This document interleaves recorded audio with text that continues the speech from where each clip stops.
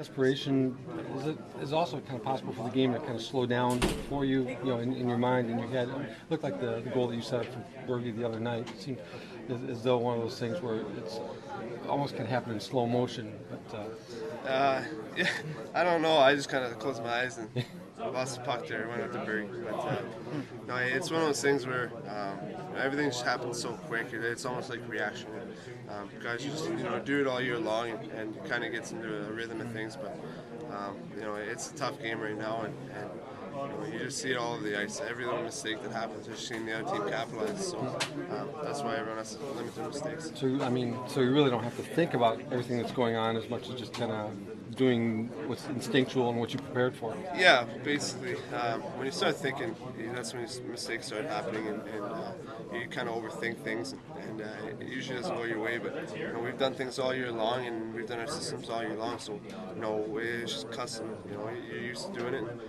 Your body just reacts to certain situations, and hopefully most of the time they work out in your favor. But there's always a couple mistakes in the game. Kind of the benefit too of maybe having played with Bergie and of course Rex on the other side too for as long as you have this year. Yeah, I think we're starting to. We know each other pretty well right now, and we know where to go and how to read off each other, and we just have to continue doing that. Obviously, this team has shown a lot of character. What have been the biggest keys to the mindset you guys had going into Montreal down 2 games and also trailing in that game? We knew if we got that first one, we were back in the series, and anything could happen. It just seemed when we got down 3-1 the last game that we weren't panicking, and we were still very confident that we'd come back. Just showing how much character we have on the team. We were all just very confident that we were still in it, and if we were able to get that game and go back home, it's important. I think it's no secret when we get that first goal. We're a good team, and we want to use our fans as an advantage and get them into the game as quick as possible. So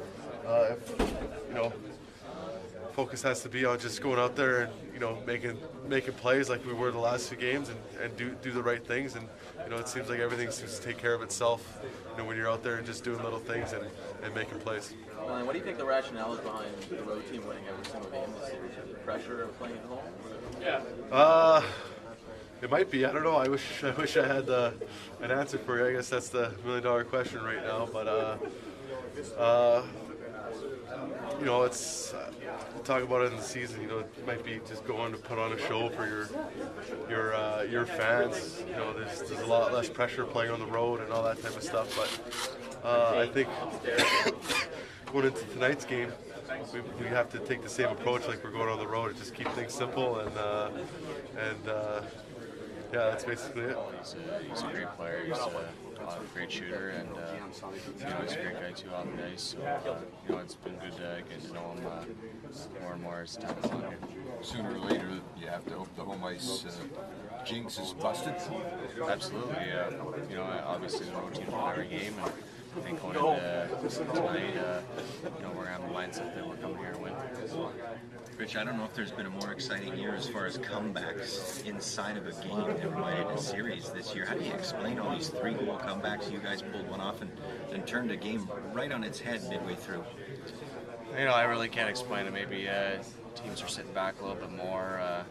I can't really explain it, but I think guys are determined. Teams are determined.